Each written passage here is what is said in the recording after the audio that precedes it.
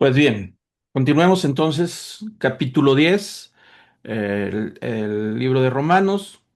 El tema principal es libres de la ley y muertos a la ley. Son temas que va a tocar el apóstol Pablo ahora con respecto a lo que hemos estado explicando, ¿no? Los capítulos 6 y 7, o sea, el que estudiamos la sesión pasada, están en un paralelismo literario. O sea, hay muchas cosas que inclusive parece que son frases iguales, ¿no? Pero el tema son totalmente diferentes. Dice, el capítulo 6 trata con la relación del creyente y el pecado, es decir, lo es que explicamos la semana pasada sobre ahora la persona creyente, el justificado, el que ha sido salvado, pues ahora cómo se va a relacionar con un mundo que está caído y donde reina el pecado y la muerte, como lo platicamos la semana pasada. Entonces, eso ya lo estudiamos. El capítulo 7 ahora va a explicar cuál es la relación o cómo se debe relacionar el creyente con respecto a la ley, es decir, la ley de Moisés, el Antiguo Testamento. Y ahí nos hace pensar que se está dirigiendo básicamente a creyentes de origen judío o simpatizantes del judaísmo que aunque venían del mundo pagano, gentil, pero simpatizaban con el judaísmo y estaban más familiarizados con el tema de la ley. Acordemos que la ley en el antiguo pacto gobierna y dirige la vida del judío en todos los aspectos, todos, no se les escapa nada, está totalmente dirigida por la ley. Y ahora el apóstol Pablo dice, bueno, ¿y ahora qué va a pasar? Si yo he sido salvo y soy justificado ahora por la sangre de Cristo, por la fe en él, pues ahora, ¿qué va a pasar con todo ese gobierno en la cual yo me encontraba con respecto a la ley de los cumplimientos rituales de observancia? ¿Qué va a pasar? Entonces, el apóstol Pablo va a usar una analogía de la muerte liberando al esclavo, ¿no? Que es lo que tocó al menos en el capítulo 6 cuando decía estamos muertos al pecado, es decir, ya no somos tanto esclavos del pecado porque ya estamos muertos con respecto a esa esclavitud del pecado. Pero ahora pone ese paralelo de la muerte, pero lo va a usar referente a una unión matrimonial. Esa es la alegoría que va a usar para poder explicar esa relación. Así que Romanos 7 nos habla de ese lenguaje figurado del capítulo 6 que va a seguir usando y ahora cuál va a ser la relación del cristiano con la antigua manera de vivir y la vieja manera de vivir, ¿no? Y las metáforas son muy claras. Muerte y libertad de la esclavitud a un nuevo dueño o señor. Ese es en el capítulo 6 que ya vimos. Y muerte y liberación de las obligaciones matrimoniales en el capítulo 7. Esa es la alegoría que va a usar para poder explicar que la ley ya no tiene autoridad sobre nosotros, ¿no? Esta gráfica, ahí vemos ese paralelismo que hay en los dos capítulos. En el capítulo 6 hablaba del pecado, libres del pecado o muertos al pecado. Ahora va a usar la ley y muertos a la ley. Y en el capítulo 6 hablaba de la novedad de esta nueva vida que debemos de andar en santidad, de acuerdo ahora a poner nuestro cuerpo al servicio del Señor en lugar de usar como miembros al servicio del pecado. Y que ahora en el capítulo 7 va a hablar acerca de servir bajo un nuevo régimen, que es el régimen de la vida en el espíritu, es decir, la espiritualidad, algo que va a explicar en este capítulo. En el capítulo 6 hablaba de que ha muerto, el que ha sido muerto ha sido justificado del pecado, es decir, todo considerado como si fuera justo aquel que está muerto para el pecado que fue santificado por la sangre de Cristo. Y el capítulo 7 va a usar otra vez el mismo esquema, que estamos libres de la ley por haber muerto a aquello en que estábamos sujetos. Es decir, Pablo usa regularmente de que el que está bajo la ley muere irremisiblemente bajo los preceptos de la ley, no hay una escapatoria, ¿no? Y en el capítulo 6 de la semana pasada hablamos de que hemos sido librados del reinado del pecado sobre nosotros, que aunque permanece la naturaleza de pecado todavía dentro de nosotros, pero el reinado, es decir, el dominio y los efectos de toda esa manera de vivir han sido ya quitados a través de la muerte de Cristo en la cruz.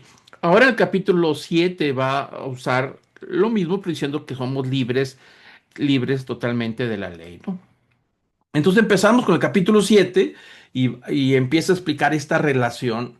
Y en el versículo número 1, como siempre lo hemos hablado, el apóstol Pablo usa una estrategia para explicar sus ideas a través de las preguntas con la idea de ser retrospectivos, esa es la palabra, el pensar introspectivamente con respecto a lo que Él nos quiere hacer pensar, ¿no? Hacer un análisis de nosotros. Entonces dice el apóstol Pablo en capítulo 1, versículo 1, dice, ¿acaso ignoráis, hermanos? Esas tres palabras está diciendo, ¿acaso ignoran lo que ya es obvio para todos? Él va a tratar el tema y empieza diciendo que los judíos o los que vienen con esa simpatía al judaísmo y que se convierten en seguidores de Jesús, pues dice, ¿acaso ignoran ustedes lo que estoy a punto de decir? Es una cosa muy obvia para ustedes.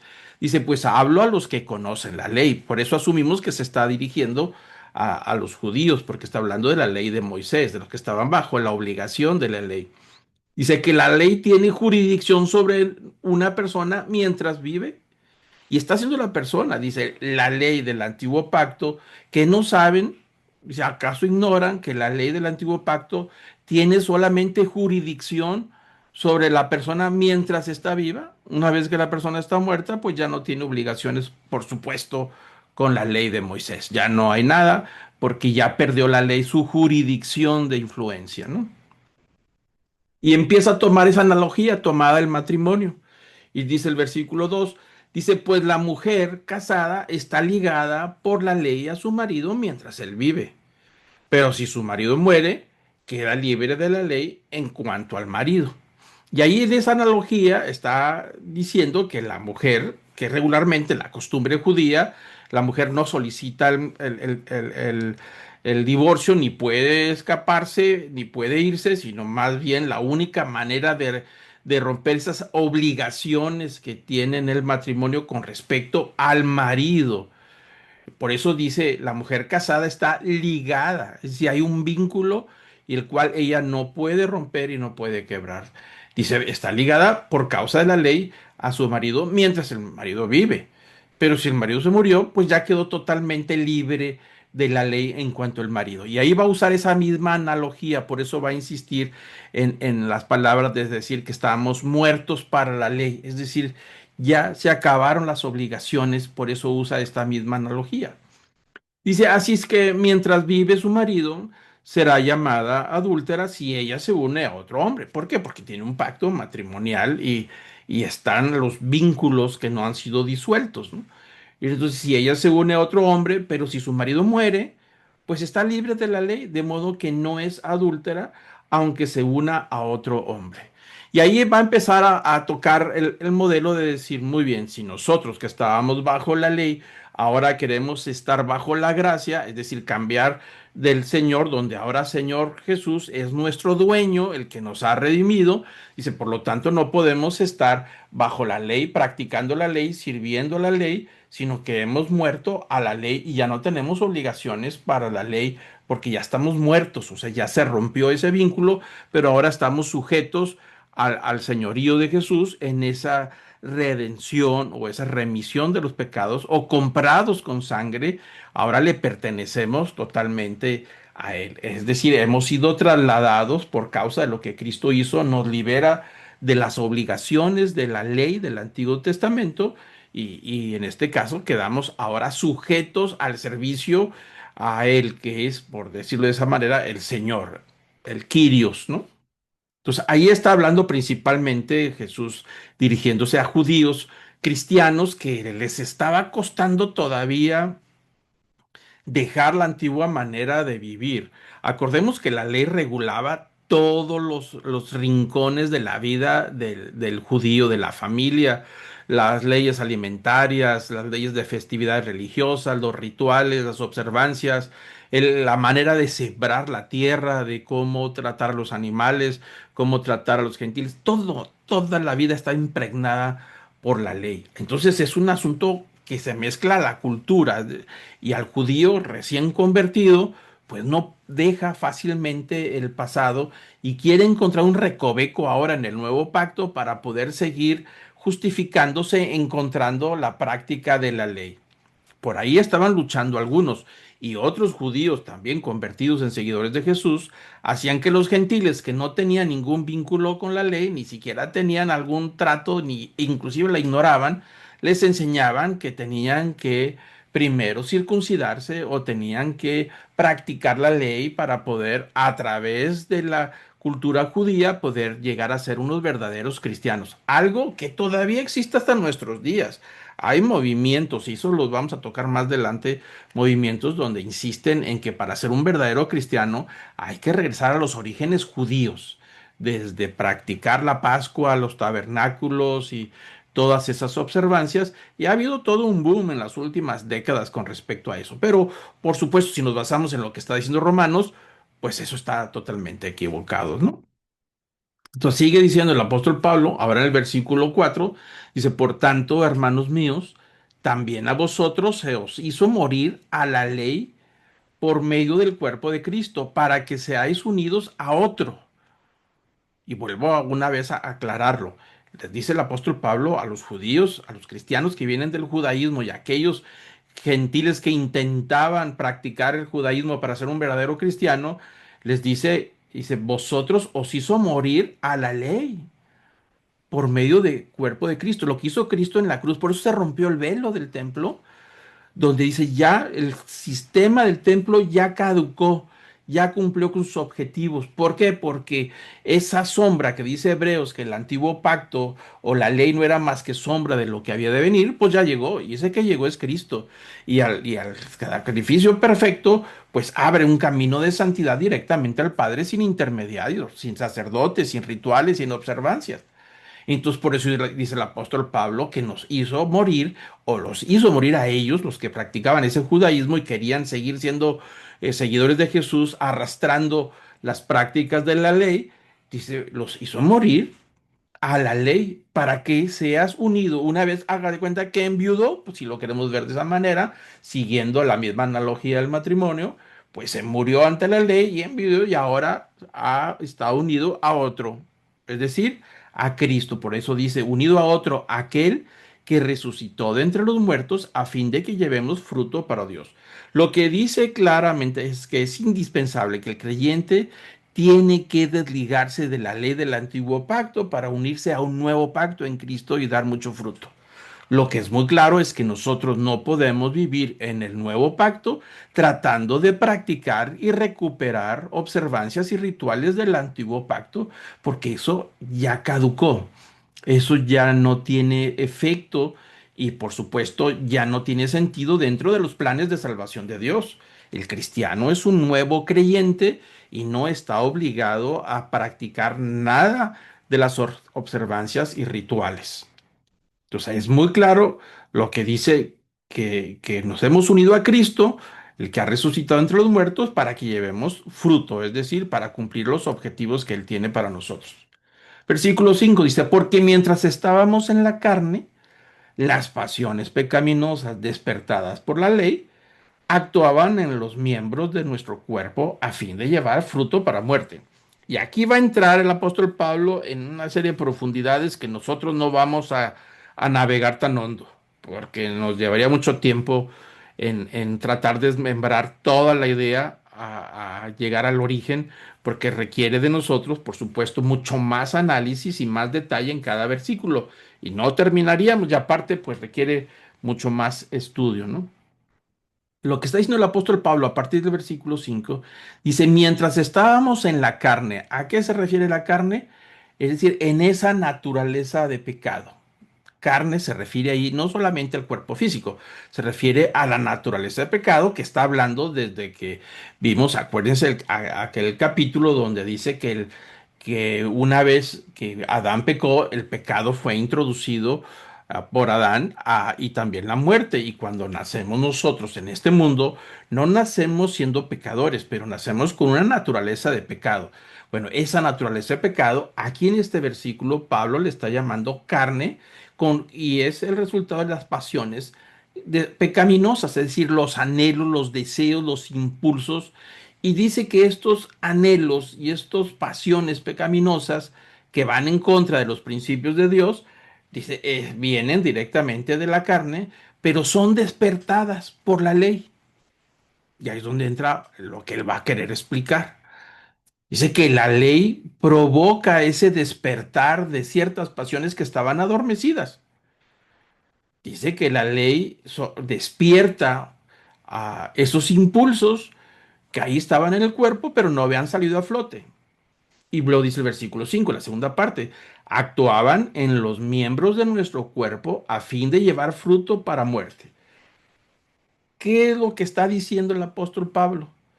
Que mientras pecaba, el pecado reinaba, Dios y la justicia no pueden hacer nada por nosotros. Y mientras reina la ley, tampoco puede reinar Cristo ni el Espíritu. Son dos cosas totalmente distintas. O sea, si reina el pecado, Dios y la justicia no pueden reinar. Y si reina la ley, tampoco puede reinar Cristo en nosotros. ¿Por qué? Porque la ley provoca impulsos y deseos que están adormecidos en nuestro cuerpo y que ese despertamiento provocado por la ley lo lleva al fruto y el fruto que es muerte, el resultado de esa provocación es muerte. Por eso hay que poner atención y cuidado en lo que está diciendo. Espero no se me vayan a perder con respecto a la idea que está tratando de explicar. Y entonces dice el versículo 6. Dice, pero ahora hemos quedado libres de la ley, habiendo muerto a lo que nos ataba. De modo que ahora sirvamos en la novedad del espíritu y no en el arcaísmo de la letra. Y es algo interesante. O sea, el antiguo pacto mediante la ley escrita en contraste al nuevo pacto en la vida en el espíritu. Ahí en este versículo vemos estos dos contrastes. Vivíamos o vivían bajo el antiguo pacto de la ley y ahora hay un nuevo pacto que es mediante el espíritu. Pero noten algo interesante al final del versículo. La palabra espíritu está con mayúscula. Hace referencia al Espíritu Santo. Siempre que lean Romanos y que la palabra espíritu empieza con mayúsculas, se está refiriendo al Espíritu Santo. Si es con minúscula, se está refiriendo al espíritu de la persona que ha sido regenerada en esta nueva vida. Es decir, de estar muertos en delitos y pecados, con Cristo hemos sido resucitados. Es decir, resucita nuestro espíritu para poder mantener una relación con Él, ¿no? Entonces, y interesante, la primera vez que hace referencia al Espíritu Santo en la carta de Romanos. En el capítulo 8 que es el que sigue, va a hacer muchísima referencia al Espíritu Santo. Es un capítulo hermoso, muy bonito, que vale la pena ponerle atención cuando llegue el momento, ¿no? Pero dice al final, dice, lo voy a repetir una vez más, habiendo muerto a lo que nos ataba, es decir, a la ley, de modo que sirvamos ahora a la novedad del espíritu, es decir, la nueva vida espiritual, y no en el arcaísmo de la letra. La palabra arcaísmo significa totalmente desgastado. Es decir, hemos sido libres de todas esas prácticas religiosas innecesarias e inútiles para poder que una vez que ya estamos en libertad, sirvamos ahora a una nueva vida en el Espíritu y no en el antiguo pacto que ya estaba desgastado y que estaba acabado, el arcaísmo de la letra. Eso es lo que está diciendo el apóstol Pablo. Entonces, el propósito de la libertad, de librarnos de la ley, es llevarnos a la libertad de estar unidos ahora en Cristo y que sirvamos ahora en la vida, en una nueva vida, que es una vida espiritual. Y entonces el apóstol Pablo dice, bueno, si la ley nos está provocando y nos está llevando a un despertar de los impulsos hacia el pecado y que eso termina en muerte, entonces, ¿qué vamos a decir? Dice el versículo 7. ¿Qué diremos entonces? ¿Es pecado la ley porque nos provoca y nos lleva a esos impulsos? Dice, de ningún modo. De ninguna manera la ley es pecado. Al contrario, si yo no hubiera llegado a conocer el pecado si no hubiera sido por medio de la ley. Porque yo no hubiera sabido lo que es la codicia si la ley no hubiera dicho no codiciarás. Lo que está diciendo el apóstol Pablo es que dice, bueno, la ley es buena, la ley de Dios es buena, el antiguo pacto con todos sus decretos son buenos, es santo, es justo, Pero entonces, ¿cómo es posible que algo bueno se transforme en algo negativo en la salvación? Entonces, a partir del versículo 7, el apóstol Pablo va a usar pronombres del yo, el mí, el mío, el ego, por decirlo así. Y lo usa más de 40 veces en este capítulo. Y ahí notamos que él está agregando un elemento a toda la conversación acerca de sus argumentos, acerca del yo, es decir, la intervención del yo, del ego. ¿Qué participación tengo yo con respecto al pecado? Entonces ahí con respecto a la ley y con respecto a lo que hace el pecado. Y entonces lo que está diciendo en el versículo 7 dice que la ley es buena. El problema no es la ley del antiguo pacto. Es al contrario. Dice, yo no hubiera llegado a saber que soy pecador si la ley no me lo hubiera dicho. Lo que está diciendo el apóstol Pablo es que podemos tener cierto comportamiento, pero no sabemos que estamos pecando hasta que aparece la ley y dice, no lo hagas. Y una vez que ya está decretado que no lo hagas, entonces si lo hacemos, somos pecadores y hemos transgredido la ley. Pero si la ley no lo dice, entonces yo vivo en esa ignorancia y entonces yo no me doy cuenta que soy pecador. ¿Cuál es el resultado de no darme cuenta que he cometido pecado? Pues que entonces no hay un arrepentimiento. Yo no me puedo arrepentir de lo que no sé, de lo que ignoro. A veces se le llaman pecados de omisión, pero pecados de omisión se refiere a pecados de descuido, pero no existe la ignorancia total. Entonces, aquí el apóstol Pablo dice, la ley es buena porque la ley me ayuda a evaluarme a mí mismo, de poder analizarme a mí mismo con respecto a sus mandamientos, con respecto a todos sus preceptos, y entonces yo me puedo hacer como un escáner interior a través de la ley para saber qué es lo que está mal en mí.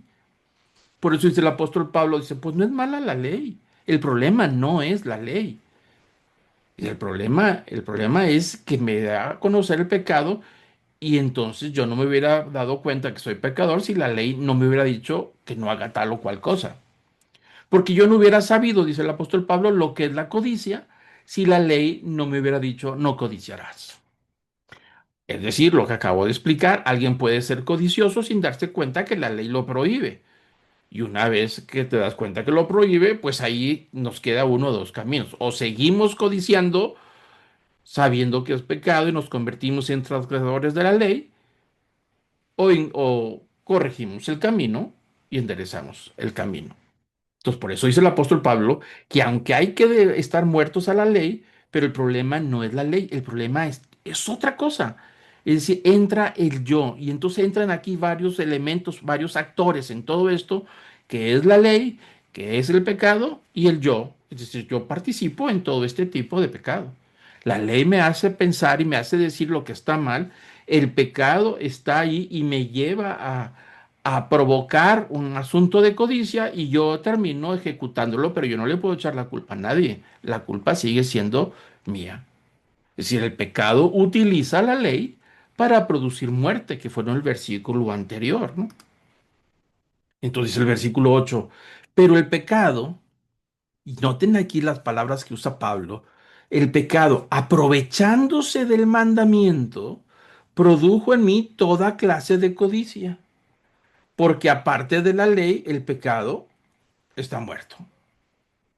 La palabra aprovechándose es la palabra que se usa como si estuviera haciendo una estrategia militar para lograr la conquista. Entonces el apóstol Pablo está diciendo referente al pecado con respecto a lo que la ley prohíbe, que el pecado hace una estrategia de la ley de ese mandamiento para producir en nosotros toda clase de codicia. Porque aparte de la ley, el pecado está muerto. Entonces volvemos al mismo punto, tratando de explicar un poquito con más detalle. El problema no es la ley, la culpa no es del pecado, pero tenemos una naturaleza pecaminosa hacia el mal. Entonces el pecado aprovecha y hace una estrategia con el mandamiento que nos prohíbe hacer tal o cual cosa y produce y provoca en nosotros, aprovechándose de la naturaleza que tenemos hacia el mal, para poder hostigarnos, estimularnos, despertarnos y llevarnos a otro tipo de pecado. que al final de cuentas provoca la muerte eterna, a lo que se refiere. Entonces, aquí vemos en este versículo que la carne está bajo tres poderes de esta antigua manera de vivir: el pecado, la ley y la muerte. Ya vimos en el capítulo 6 que el pecado y la muerte reinan en este mundo. El mundo está caído, pero la ley también reina, tiene autoridad sobre nosotros, al menos así lo está explicando aquellos que viven bajo la ley, tratando de cumplir con todas las observancias. La ley no los puede ayudar, pero sí gobierna hasta el último rincón de la vida, provocando, provocando que pequemos más y provocando, por supuesto, que seamos transgresores de la ley. Entonces, por eso dice el apóstol Pablo que el pecado se aprovecha del mandamiento de la ley para provocar en nosotros todo tipo de deseos. Porque antes no sabíamos que éramos pecadores, pero desde que me doy cuenta que está prohibido hacer tal o cual cosa, ahora se me antoja más. Lo hemos escuchado y lo sabemos. Si nosotros nos dicen que no hagamos tal o cual asunto, ahora sí queremos hacerlo. Antes ni se nos había ocurrido, pero desde el momento en que me lo prohíben, ahora es más sabroso. Ahora se siente mejor sabiendo que estamos haciendo algo que está mal, porque nos lleva quizá a producir adrenalina por saber que estamos haciendo algo que está totalmente prohibido. Eso es donde se refiere el apóstol Pablo, que nos lleva a provocar más situaciones delicadas de pecado. Y sigue diciendo, y en un tiempo yo vivía sin ley, dice el apóstol Pablo. Quizás se refiere al tiempo antes de conocer a Cristo. Dicen, o tal vez al tiempo cuando él tenía 12 años, que todavía no era hijo de la ley. Acuérdense que entre los judíos llegar a los 12 13 años, un bar mitzvah significa que ahora es responsable ante la ley. Ahora tiene que dar cuentas ante la ley. Y antes de eso, pues vivía sin ley. Quizá a eso se refiera. Dice, en un tiempo yo vivía sin ley, pero al venir el mandamiento, el pecado revivió y yo morí. Lo que estamos comentando. Podemos vivir alguien sin ley, de ningún tipo de ley, ya sea la ley del Antiguo Testamento o ninguna ley civil o de ningún tipo. Pero una vez que ya apareció la ley de las prohibiciones, de lo que es el mandamiento, de lo que no debemos de hacer, entonces el pecado estimula, como que revive. Desde el momento en que dijeron no lo hagas, lo empezamos a hacer. Y el resultado es la muerte, lo que hablábamos hace unos momentos. Entre más nos prohíban, más lo hacemos. Lo que ahora llaman los psicólogos la psicología inversa. Dile que no lo haga para que termine haciéndolo. O bueno, dile que lo haga para que no lo vaya a hacer. Así a veces la psicología inversa con los niños o los adolescentes. Tanto le decimos que no lo haga, pero ahí está. Del momento que dice que no lo haga, más lo hace. Bueno, pues entonces dile lo contrario para que no lo haga. Algo así está tratando de explicar el apóstol Pablo, que el pecado nos provoca a hacerlo. La ley misma no lo prohíbe y el pecado se aprovecha para poder que lo hagamos y lo hagamos con resultado de la muerte. Y sigue diciendo, y ese mandamiento, por el ejemplo que usó, un ejemplo de la codicia, y si ese mandamiento que era para vida, a mí me resultó para muerte. Entonces está diciendo que la ley cuando prohíbe, pues, citando el ejemplo que él cita de no codiciarás, porque se aplica a todas las leyes que hay del antiguo pacto, dice ese, el propósito era beneficioso, es un propósito bueno que produce vida, no codiciarás. ¿Por qué? Porque en sí el principio es bueno, no es malo, pero yo no sabía que codiciar era pecado. Entonces yo codiciaba, pero del momento que me lo prohibieron, ahora me interesa más codiciar, es lo que dice el apóstol Pablo. Entonces, este mandamiento era para bondad, tenía propósitos buenos, pero a él le resultó para muerte. ¿Por qué? Porque el pecado lo usó para provocarlo. Dice el versículo 11, porque el pecado aprovechándose del mandamiento, me engañó y por medio de él me mató. Y vuelve a repetir la misma idea. O sea, la ley, que es un don bueno, que es santo y es espiritual de Dios, se ha transformado en un instrumento de pecado a causa de nuestra carnalidad de nosotros. y haciéndose incapaz de liberarlos del poder de pecado, por lo que aquellos que confían en ella buscando liberación, lo único que experimentan será frustración y finalmente condenación. Es decir, librarse de este efecto, de este ciclo que es interminable, provoca liberación y frustración tratando de librarnos de ese pecado. ¿Por qué? Porque la ley es incapaz de librarnos. No tiene el propósito la ley de librarnos del pecado.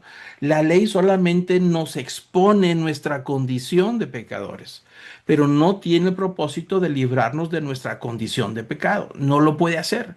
Por esa razón, no puede darnos esa libertad. Aunque la ley es buena, es santo y es espiritual, no tiene capacidad para provocarnos y librarnos de los efectos del pecado. Pero volvemos una vez más, el versículo 11 dice que el pecado se aprovechó de lo que decía la ley y nos engatusó, si lo queremos ver de esa manera, nos enredó con los argumentos y terminamos cometiendo pecado y a él provocó la muerte. Lo que dice Santiago en su carta cuando dice que el pecado somos atraídos de nuestro propio interior y llevados a un espacio de nuestra propia concupiscencia, nos lleva a un espacio donde nos enreda y nos atrapa y caemos en la trampa. Y una vez que caímos en la trampa, pues ya cometimos el pecado. Es decir, la seducción es lo que está hablando. Entonces, la ley lo prohíbe, pero el pecado se aprovecha y nos seduce y nos mata. Pero finalmente la acción la cometimos nosotros. Entonces, el versículo 12 dice que así que la ley es santa, o sea, la ley es buena, y el mandamiento es santo, es justo y es bueno. Aunque la ley es santa, es justa y es buena, es incapaz de liberar al creyente. Entonces el creyente vive bajo el reinado del pecado, lo que vimos en el capítulo 6, bajo el reinado de la carne, lo que está diciendo ahora es la concupiscencia, la naturaleza de pecado que todos traemos, y el reinado de la muerte. Y así lo traen los desde pequeñitos, apenas dan los primeros pasos y vemos a los bebés y le dices al bebé que quiere meter un alambrito en los contactos eléctricos y le dice que no lo haga. Y no lo hagas, porque te vas a electrocutar. Y no lo hagas, y no lo hagas. Y ahí la mamá o el papá le está llamando la atención. Y quiere, y voltea a ver a su mamá y al mismo tiempo quiere hacer el intento a ver cuál es la reacción de su mamá. Es decir, ahí hay toda una naturaleza que todos tenemos de rebeldía, de ir en contra de los principios que nos dan. Por eso el aprendizaje de los pequeños desde los primeros años a seguir instrucciones, a obedecer, es importante desde la temprana edad. ¿Por qué? Porque cuando llega a la edad ya adulta, donde se va despertando toda nuestra naturaleza, pues ahí se da riendas sueltas y no se puso los límites de lo que es la educación, ¿no? Así que concluimos, la ley es incapaz de librar al creyente. Ahora, la pregunta es, ¿debemos esperar una vez más, una vez que ya estamos convertidos, que desaparecen las luchas interiores sobre el bien y el mal? ¿Cristo nos ha rescatado de todo tipo de lucha una vez que ya somos cristianos? ¿Puede un cristiano vivir esas experiencias sin dejar de vivir en el espíritu? Es decir, ¿puedo ser un cristiano espiritual y al mismo tiempo tener las luchas interiores del que está hablando el apóstol Pablo en los versículos anteriores? Bueno, ahora va a explicar el apóstol Pablo lo que sucede. Dice el versículo 13. Entonces, lo que es bueno, es decir, la ley de las prohibiciones que tienen buen sentido y tienen buen objetivo y tienen una buena razón de ser, vino a ser causa de muerte para mí.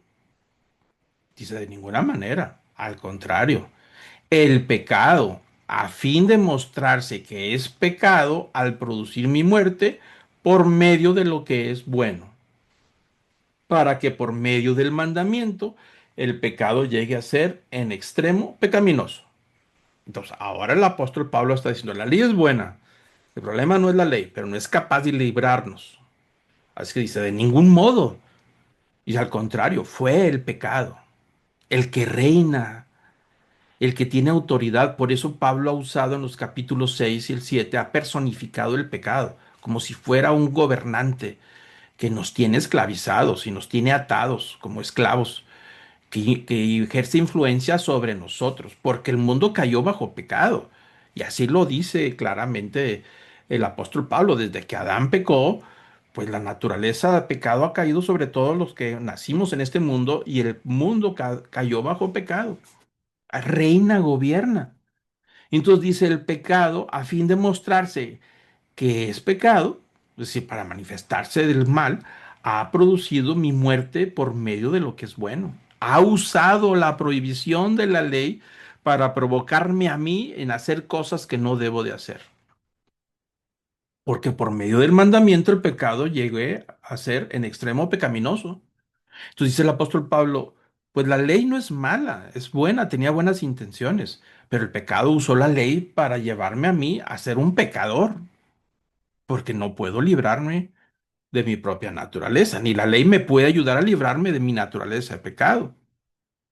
La ley por sí misma no puede ni mejorar la vieja naturaleza, ni hacer que peque. Puede revelar el pecado, lo mismo que un termómetro revela la temperatura, pero no puede controlar el pecado. Como un termómetro, como lo acabo de comentar, puede revelar la temperatura, pero no puede controlar la fiebre. Esa es la ley. La ley solamente es un espejo que al ver nosotros la ley, cuando leemos el antiguo pacto, el antiguo testamento y vemos las prohibiciones y lo que se debe de hacer y lo que no se debe de hacer, pues no es más que un espejo en la cual nos reflejamos y nos evaluamos y vemos en qué medida estamos con respecto a la voluntad de Dios. Pero no puede hacer nada la ley por nosotros para controlar nuestra naturaleza de pecado. Por eso cito el ejemplo del termómetro. El termómetro revela la temperatura, pero el termómetro no puede hacer absolutamente nada por la fiebre. No sirve. Esa es la ley. El termómetro nos mide.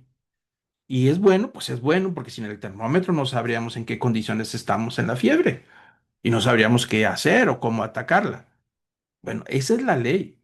No tiene la capacidad de librarnos del pecado, pero revela el pecado.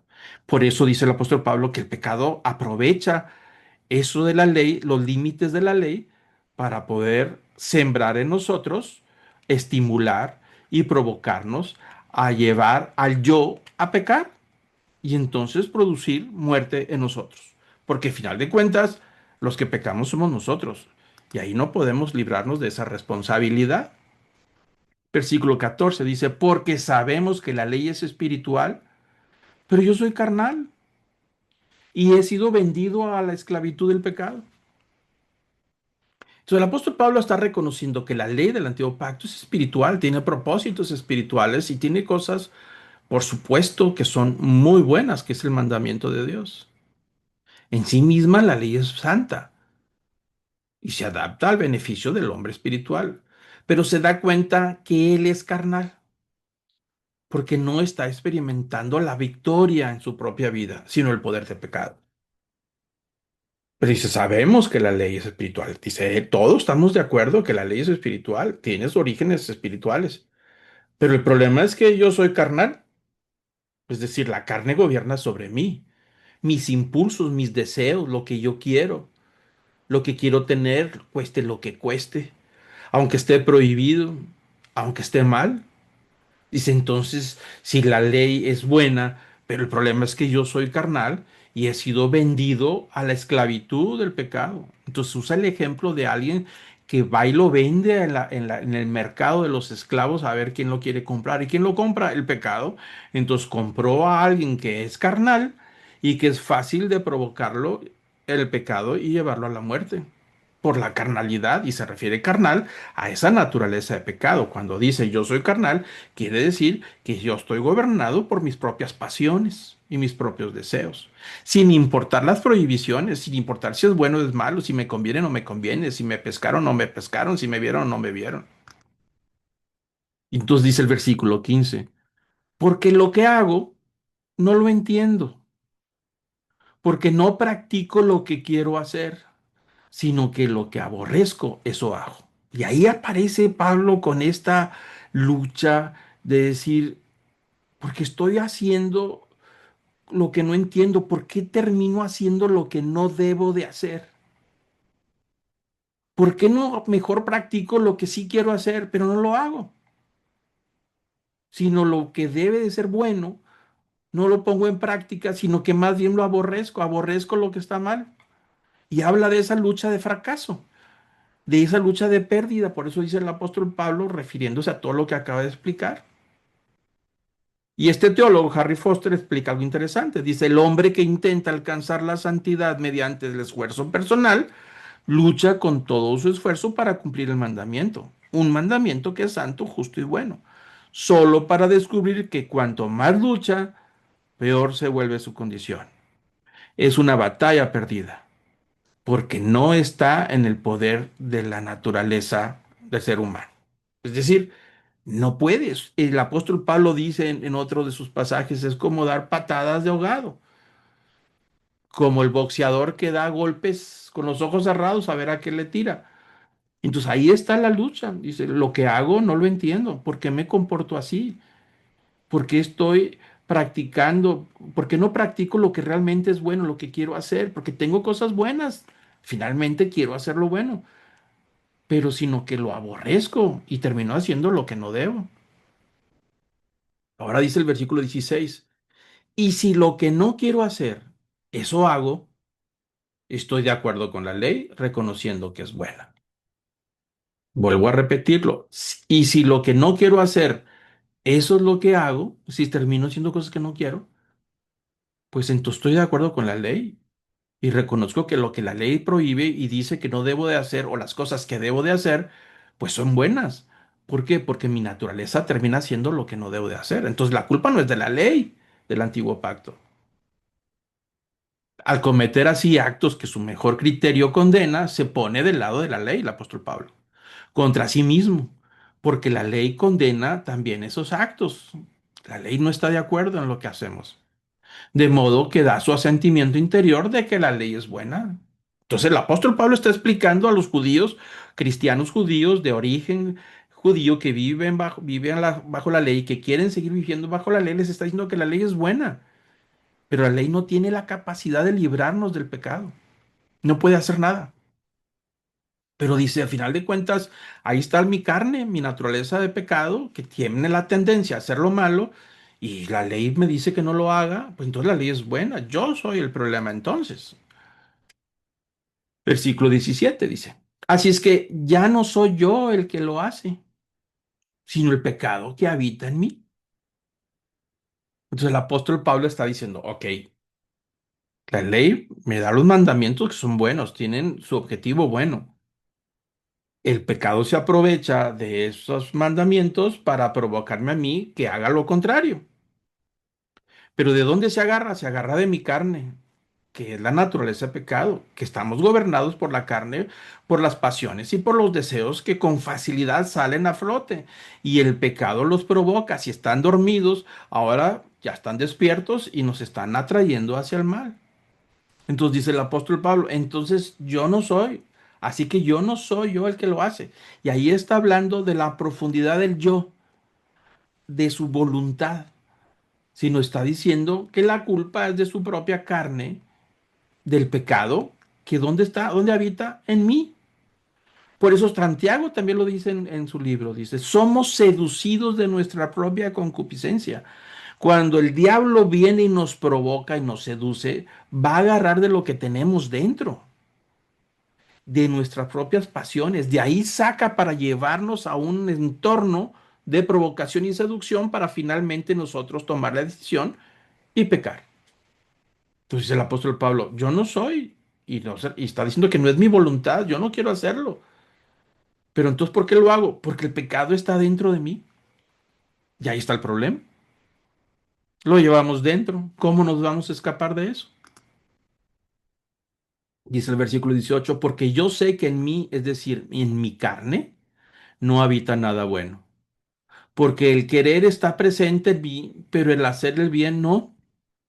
Y se está refiriendo a que él quiere cumplir con todos los requisitos y con todo lo que demanda la ley de Moisés, que son 650 preceptos o 630 y tantos preceptos que regulan la vida de todo. Y dice, no puedo con todo. Deseo con mi corazón hacerlo, pero no puedo, porque me gana la carne. Entonces está diciendo que la lucha no es un asunto de fortaleza humana, sino que aquí el problema es la debilidad de la carne. Dice, yo sé que en mí, es decir, en mi carne, no hay nada bueno, que finalmente salen las cosas que no deben de salir, pero ahí están adentro. Porque el querer está presente. Es decir, sí, yo tengo el deseo de hacer las cosas bien. Quiero hacer las cosas bien. Si de mí dependiera, las haría bien. Está presente en mí. Sí, hay una parte de mí que sí quiere, pero el hacer el bien no. Pero finalmente dice, no, quiero hacer el bien, pero hacer el bien no está presente. Dice, porque el querer está presente en mí, pero el hacer el bien no. Es decir, el querer está presente, pero el hacer no. Ahí están dos palabras importantes. Porque el querer está presente, sí, sí quiero, pero el hacerlo, llevarlo a cabo, hacerlo el bien, ese sí no está presente en mí. Entonces el apóstol Pablo, para confirmar la inutilidad de la carne, es decir, nuestras propias pasiones, el apóstol lamenta que aunque tiene el deseo de hacer lo que es bueno, no tiene en sí mismo los recursos para transformar estos deseos en acción. Tiene el querer, sí, pero no cuenta con los recursos para lograrlo, para poder ejecutarlo. Versículo 19 dice, pues no hago el bien que deseo, sino el mal que no quiero. Eso es lo que practico. Ahí está la realidad del ser humano, de todos nosotros, del que no ha conocido a Cristo y del que ha conocido a Cristo. Ahí está una lucha entre la carne, el pecado, la ley, los deseos, que hay el deseo de querer hacerlo, pero no tenemos los recursos para ejecutarlo, porque no hago el bien que deseo, sino el mal que no quiero. Eso es lo que termino practicando. Versículo 20. Y si lo que no quiero hacer, eso es lo que hago, ya no soy yo el que lo hace, sino el pecado que habita en mí. Entonces ahí el apóstol Pablo está volviendo a parafrasear lo que ha dicho anteriormente. Dice, si lo que no quiero hacer, eso hago, porque no quiero, pero termino ejecutándolo, pues entonces ya no soy yo el que lo hace, sino el pecado que habita en mi naturaleza. William MacDonald es un buen comentarista. Dice que Pablo no se está excusando ni rechazando su responsabilidad del pecado. Sencillamente está declarando que no ha encontrado la liberación del poder del pecado que mora en él y que cuando peca no lo hace con la anuencia del nuevo hombre. Pero ahí está la acción. No podemos quitar la responsabilidad aunque no querramos y terminamos haciéndolo. El famoso no era mi intención, no era lo que yo quería. Y es que yo no tenía intenciones de hacer esto y lo termina uno haciendo. Eso es de lo que está hablando. Había muy buenas intenciones, pero el resultado fue otro. Pero no podemos quitar finalmente nuestra responsabilidad de nuestros actos. Así que dice el versículo 21, así que queriendo yo hacer el bien, hallo la ley que el mal está presente en mí. Y cuando dice la ley, dice es algo que ahí está presente y no la podemos quitar, y ahí está presente en nuestra vida, en nuestra propia carne. Entonces Pablo encuentra un principio o ley obrando en su vida que hace que todas las buenas intenciones acaben en un fracaso. Cuando quiere hacer lo que está bien, termina pecando. No era mi intención, no era lo que yo quería. Pero ¿cómo? ¿No era tu intención? Es que no sabía. ¿Cómo? Si tú fuiste que lo hiciste. Entonces, ¿cuál era tu intención? Pues es que no, no. Es decir, nos cuesta reconocer que somos seducidos, atrapados y enredados por el pecado frente a algo que la ley nos dice que no hagamos y que terminamos siendo cautivos. Versículo 22 dice, porque en el hombre interior me deleito con la ley de Dios. Es decir, desde adentro como cristiano, como alguien ya que ha sido perdonado, dice, pues sí me deleita las cosas de Dios, quiero las cosas de Dios, quiero aprender más de Él, deseo entender y tener más claridad y disfrutar de las cosas de Dios. Es decir, por lo que toca a nuestra nueva naturaleza ahora, por supuesto que nosotros tenemos que entender que nos deleitamos en hacer las cosas bien. Sabe que la ley es santa, que es la expresión de la voluntad de Dios. Quiere hacer la voluntad de Dios. Pero el versículo 23 dice, pero veo otra ley en mis miembros, en mi cuerpo, que hace guerra contra la ley de mi mente. Y ahora está agregando el tema de la mente. Y me hace prisionero de la ley del pecado que está en mis miembros. Entonces vemos la ley de Dios, la ley en los miembros de nuestro propio cuerpo, la ley del pecado que está presente en nuestro propio cuerpo y que hace guerra en la ley de mi mente. Es decir, el campo de batalla del estira y afloja, de lo que quiero hacer y no hago y que quiero pero no lo ejecuto y finalmente termino haciendo algo que no debería haber hecho, el campo de batalla es la mente y el cuerpo. La voluntad y la ejecución, que es nuestra naturaleza, la carne, donde habita nuestra naturaleza de pecado. Entonces el apóstol Pablo ve un principio contrario obrando en su vida y está luchando por mantener una nueva naturaleza y haciendo de él un cautivo de pecado que mora en sus miembros. El ego, es decir, el yo, ha sido llevado prisionero por el poder del pecado reinante y luego lo lleva a la condenación y el resultado es una sentencia de muerte eterna. Eso es lo que hace el pecado en nosotros y lo tenemos dentro y gobierna este mundo y está nuestra naturaleza de pecado. Y la ley no puede hacer nada por nosotros. Nomás nos dice lo que está mal y nos evalúa y nos escanea y nos dice esto es lo que tú tienes que quitar, lo que tienes que corregir, lo que estás haciendo mal, pero no nos da la solución. Entonces, ¿cuál es la solución? Y ahí dice el apóstol Pablo, versículo 24, unas palabras tremendas. Miserable de mí. El apóstol Pablo va concluyendo como que cae tan bajo, decir, mira que lo que soy. Mira mi naturaleza, mi carne que no me ayuda para nada. Y quiero hacer la voluntad de Dios y no la puedo hacer. Y el pecado se enseñorea de mí y me cautiva. Pero mandamiento de Dios es bueno. Y entonces, ¿a dónde va a terminar todo esto? ¿Por qué? Porque la ley no puede hacer nada por mí. No es un asunto de práctica, de solamente hacerlo y obedecer. Dice, pero ¿cómo obedezco si finalmente me está provocando el pecado a que no lo haga? Y a veces sí lo hago y a veces no lo hago. Y ahí está mi mente, qué miserable soy. ¿Cómo puedo desear hacer algo bueno y terminar haciendo lo malo, lo que no debería de ser? Entonces vemos que ahí el apóstol Pablo se como que hunde y está hablando obviamente no de su persona, o a lo mejor sí antes de conocer a Cristo, pero está hablando de las luchas de todos nosotros, que llegamos a una conclusión, dice, ¿y yo qué solución tengo? ¿Cuál es la solución? Es un grito desesperado donde clama una liberación. Dice, ¿quién me va a librar de este cuerpo de muerte?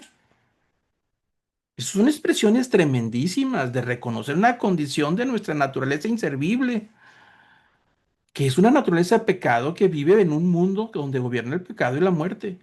Y para variar la ley está ahí para decirnos todo lo que está mal y todo lo bien que debemos de hacer que no hacemos.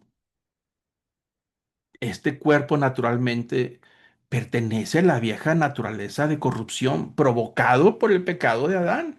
Nacemos con esa naturaleza de pecado de corrupción que va dirigido a que una vez que se despierta y tomamos conciencia en cierta edad, terminamos sirviendo y haciendo lo que el pecado que reina en este mundo y nos provoca a través de lo que sabemos que no debemos de hacer. Como los adolescentes cuando le dicen que no debe de hacer tal cosa. ¿Por qué razón los adolescentes tienen que ser muy supervisados?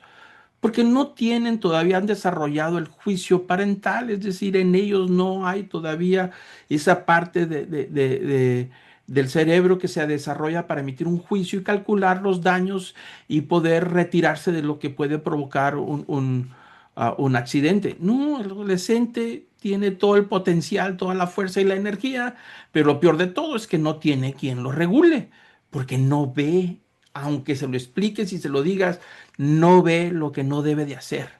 Se lo dices que no lo hagas, ten cuidado y termina haciéndolo. Pero ¿cómo si se lo dijiste? Porque es parte de su naturaleza, no tiene el juicio. Entonces el apóstol Pablo dice, en su miseria reconoce que es incapaz de librarse por sí mismo de esa ofensiva y repugnante esclavitud. Necesita ayuda externa, urgente, un grito desesperado que clama de liberación. ¿Quién me va a librar de este dilema, de esta lucha y de este cuerpo que nomás me impulsa al pecado. Y ahí es donde termina el versículo, capítulo 7, el 25. Gracias a Dios por Jesucristo nuestro Señor. Dice, qué maravilla, qué alivio, porque no hay solución, no tenemos solución, nadie tiene solución, pero qué maravilla, gracias a Dios por su justicia, por lo que ha hecho, porque mandó a su Hijo Jesucristo a morir en la cruz por nosotros. Este pasaje, gracias a Dios por Jesucristo nuestro Señor, lo va a desarrollar en el capítulo 8. La gratitud a Dios, la maravilla de lo que es Jesucristo y cómo trata nuestra naturaleza de lo que el apóstol Pablo dice, miserable de mí. Así es que dice, yo mismo, por un lado, con la mente sirvo a la ley de Dios. Mi voluntad pienso hacerlo, pero por el otro, con la carne, a la ley del pecado. Y ahí termina él en esa parte del capítulo 7 para desarrollar una realidad. Ahí está. Queremos servir a Dios con la ley de Dios, es decir, la voluntad de Dios, pero tenemos la carne, la ley del pecado que está presente. ¿Cómo le hacemos? ¿Qué va a pasar con nuestra vida? Cristo nos rescató, Cristo nos ha limpiado con su sangre a la vida de pecado que tenía, nos ha quitado los efectos de la paga del pecado que es muerte eterna, pero ahí está todavía la vieja naturaleza. La tensión en una nueva realidad de una vida cristiana y la lucha de la vieja naturaleza que está ahí, que recibimos al momento de nacer y que nos va a acompañar el resto de nuestra vida. Entonces, ¿cómo conciliar estas partes? ¿Con una mente renovada o la nueva naturaleza? El creyente sirve a la ley de Dios, más con la carne o vieja naturaleza sirve al pecado. Y no es hasta el siguiente capítulo que vamos a ver la próxima semana, el capítulo 8, que vamos a encontrar las explicaciones y desarrollar la idea del camino hacia la libertad final. Capítulo 8 vamos a ver la próxima semana, que es un capítulo maravilloso.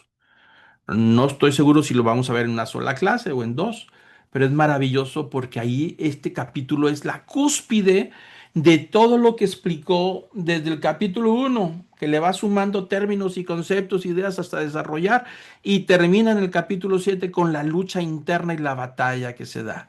La ley no me puede ayudar. El pecado reina en este mundo. Pero Cristo me ha liberado de la esclavitud del pecado. Pero Cristo me ha liberado también del gobierno de la ley. Ya no estoy obligado a servir la ley, aunque la ley es buena. Ahora hay una nueva realidad. Inicia el versículo 1 con unas palabras maravillosas que responden al último versículo del capítulo 7, que dice, miserable de mí, ¿quién me va a librar de este cuerpo de muerte? Ahora está iniciando con la respuesta. Dice, por consiguiente, no hay ahora condenación para los que están en Cristo, a pesar de la lucha que tenemos en Cristo Jesús. Los que no andan conforme a la carne, sino conforme al Espíritu. Y va a desarrollar toda esta idea de cómo vivir la vida espiritual y cómo vivir todavía con una naturaleza de pecado. La realidad ahí está, pero hay una promesa de seguridad de que al final de los días llegaremos a la presencia del Señor a pesar de nuestra naturaleza. ¿Qué va a pasar con esa naturaleza de pecado? ¿Qué va a pasar con el pecado? Entonces, eso lo va a explicar maravillosamente en un capítulo que me encanta. Es la mitad del libro de Romanos y ahí vamos a terminar el capítulo 8 la próxima sesión. Si lo terminamos todo, si no, nos va a llevar dos sesiones. Y después de terminar el capítulo 8 vamos a hacer un resumen de los 8 capítulos en una sola sesión para mantener los conceptos y las ideas que el apóstol Pablo ha querido transmitir, para no perdernos en todas las explicaciones de todos estos 8 capítulos que hemos estado estudiando. Vamos a hacer un resumen que nos va a ayudar a clarificar todo y poner las piezas en en este rompecabezas de la salvación. Y después de ahí entraremos a un paréntesis que el apóstol habla de 3 capítulos, 9, 10 y 11 para tratar el tema de Israel, la salvación de Israel y qué pasó con Israel. Nos va a llevar a temas de controversia, seguramente, de diferencias de opinión, seguramente. Vamos a tocar temas que no lo habíamos hecho hasta el día de hoy. Pero bueno, yo voy a pedir que terminemos. En este momento cerremos nuestros ojos, inclinemos nuestro rostro para terminar. Amado Padre, gracias Señor, te damos por esta maravillosa palabra. Señor, aceptamos nuestra realidad de que tú nos has librado de la esclavitud del pecado y tú nos has llevado a morir a la ley que nos regula y que nos gobierna, pero no tiene la capacidad para librarnos de los efectos del pecado que gobierna este mundo y que gobierna nuestra propia carne. Gracias, Señor, por mandar a tu Hijo Jesucristo, la solución para todos nosotros que no teníamos solución, incapaces de hacer algo con esta realidad que nadie puede cambiar. Pero abriste un camino nuevo para darnos una vida nueva y una renovación de un nuevo hombre y una nueva mujer, con una nueva esperanza y una visión, Señor, en que las cosas al final, si nos mantenemos en Cristo, terminarán bien. Y podemos estar seguros refugiándonos en tu gracia. A pesar de las luchas y a pesar de los fracasos, encontramos en la gracia de Cristo el recurso necesario para renovar nuestra vida y seguir sirviéndote a ti, Señor. Gracias, Señor, por esta palabra. Trae bendición a cada persona que está escuchando en estos momentos, a cada familia, en sus trabajos. Trae bendición sobre sus hijos. Trae restauración sobre las familias. Trae paz, Señor. Que podamos estar en paz y tranquilos delante de ti. Y que el gozo y la alegría de una vida renovada y santificada sea una marca en nuestra vida mientras estemos aquí. Todo esto te lo pido en el nombre de Cristo Jesús. Amén.